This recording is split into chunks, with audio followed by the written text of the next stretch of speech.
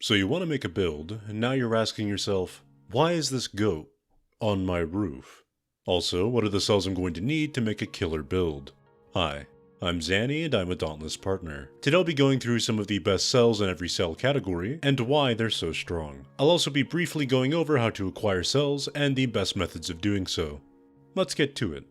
Cells are pretty dope, acting as perks that you can infuse into your gear to give yourself additional stats. Cells are separated into 5 categories: power, technique, mobility, utility, and defense. They're usually found from cores, fused together by the Middleman, or purchased with Aether Dust from the Middleman. Cores contain 2 to 4 cells, and can be earned by completing quests, leveling the basic and paid track of the Hunt Pass, as well as rewards for progressing your mastery challenges. RevvyRad has an excellent video on the mastery system and goes over a ton of stuff in great detail. He's also a handsome and dummy thick man. You also have a chance of randomly receiving cells from a hunt, but I'm not sure if difficulty plays a factor in how many you can get. The Middleman is also a great alternative to both of these, and is your primary method of targeting specific cells and getting rid of unwanted cells. OhDough has a video that goes over a lot of the Middleman's features, and I highly recommend watching it. I also highly recommend watching these unrelated clips of OhDough demonstrating the proper use of a SHAKEWEIGHT. Yeah, it's like this. It's like...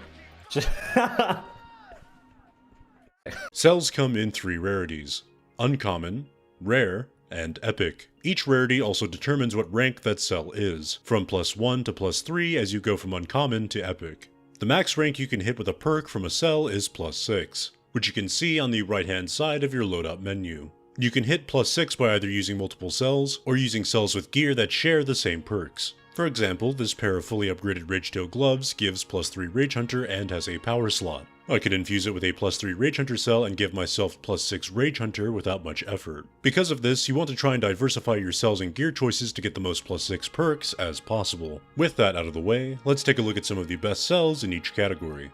Power cells offer the most direct bonuses to your damage output, and are some of the best cells in the game.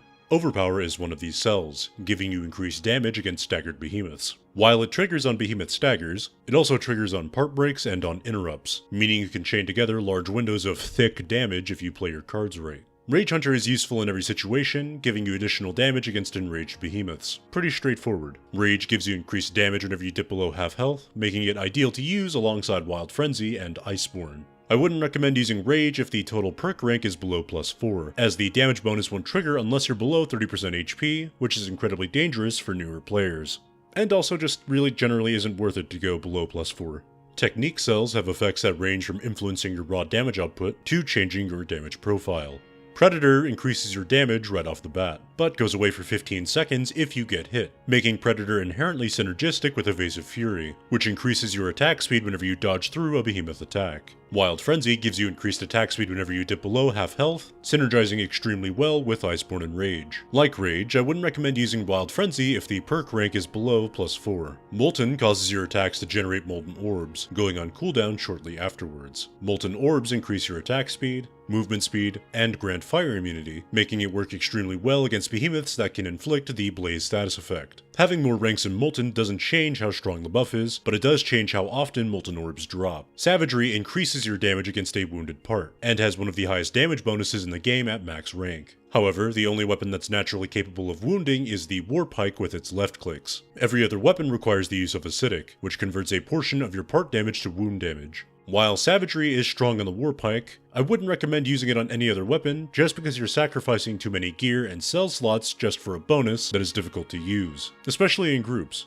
Cunning increases your chance to critically strike, dealing double damage. While good on paper, its effectiveness in practice depends on how much damage you're stacking with it. I would highly recommend running Cunning alongside Overpower, as the amount of damage you can deal while Behemoth is staggered is absolutely disgusting. Defense cells focus on keeping you alive and in the fight. Unfortunately, many defense cells aren't typically worth keeping, or are too niche to fit into most builds. Tough is great for newer players, increasing your max health as well as the healing received from all sources. Iceborne is incredibly strong, providing damage resistance and at later ranks, lifesteal. What makes Iceborne so strong is the fact that the lifesteal effect won't bring you over half health, meaning you can run it alongside Rage and Wild Frenzy without losing both buffs. It's insanely good. Mobility cells focus on augmenting your movement and your stamina regen, giving you the tools to stay on your toes in combat. Like defense cells, a lot of mobility cells aren't really that useful, and are difficult to reasonably fit into a build. Conditioning increases your stamina regen, and is a cell I recommend for newer players who might run into issues with stamina management. Swift increases your movement speed while your weapon is sheathed, while fleet-footed increases your movement speed after dodging. Both are great for repeaters, but otherwise provide no real practical benefit. And lastly, utility cells revolve around interactions with both your lantern, as well as the environment. Etheric Attunement increases the amount of lantern charge you get from attacks, and also reduces the tap cooldown on your lantern. Conduit increases your attack speed every time you use your lantern's hold ability, and works incredibly well when used alongside Etheric Attunement. Energized has the potential to be quite strong, especially for both the axe and sword. While I wouldn't prioritize acquiring it, I would definitely keep it around.